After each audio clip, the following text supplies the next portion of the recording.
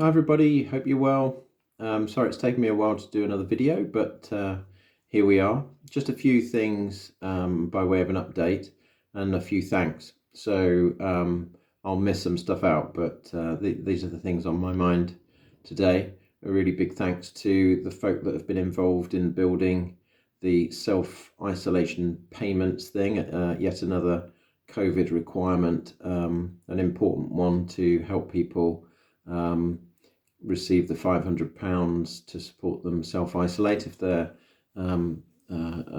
need financial support to do that.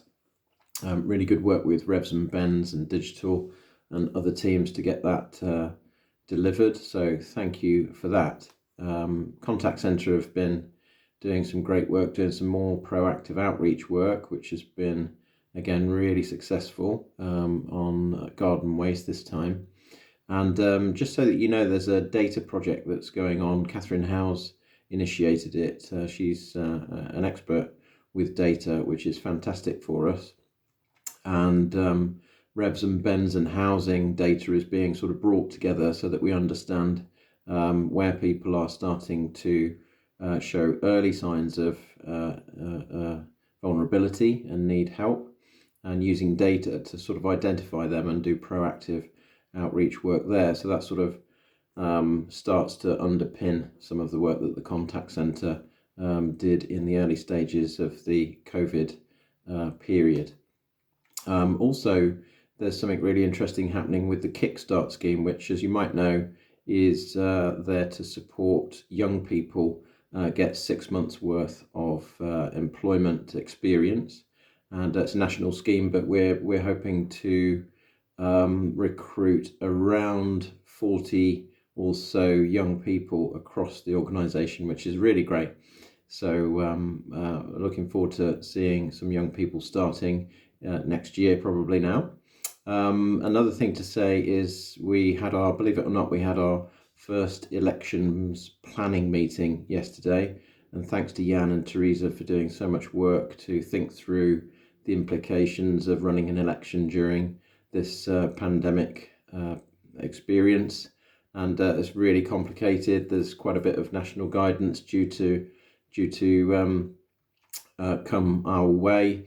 And Jan and Teresa are doing a great job of preparing us for that. It'll be a complicated situation to deal with, but we will be meeting regularly to make sure we're on top of that.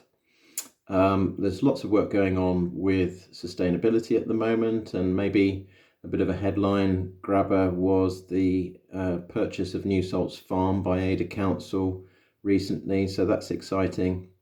And we're going to be working with the Ouse and Ada Rivers Trust and the Wildlife Trust to develop ideas about how to enhance that green space, which is just south of Shoreham Airport. So that's an exciting scheme.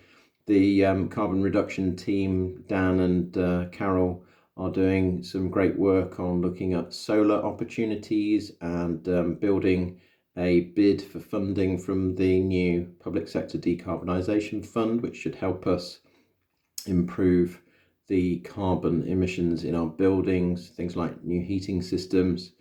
And Chloe's also working on developing our staff travel initiative. So that's about trying to incentivise walking and cycling, both commuting to and from work, but also during work. And just to say, one of the features of the future is going to be, continue to be a fair amount of remote working. So Jan and Julia and the team are working on proposals to modernise some of the underlying technologies that we use to make sure that our network is really good and strong and modernised, and also that we have stronger and more ubiquitous Wi-Fi. And that links to an accommodation project that Jan is leading on with Kian Cronin, and we'll hear more about that soon. Obviously, at the moment, as you know, and from Catherine's email yesterday, we want to continue the guidance around remote working from home where you can, and an encouragement from me to carry on. I know all of the teams are doing this, but obviously as the months roll on, it becomes more challenging to stay in touch with each other.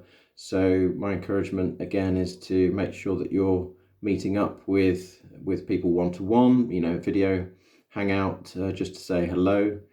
Try and leave work to one side and have a chat over a cup of tea. Do that in your team meetings and various other groups. Keep that social connection going as we go through the winter. The other thing to say is we will have some virtual meetups soon. We're working on dates for November, but certainly we've got dates in at the moment for December at the very least. So I'm looking forward to seeing you all then. And it's regrettable that we're doing so much remotely, but hopefully you're feeling still as connected as it's possible to be, and we'll see you soon online. Okay, bye.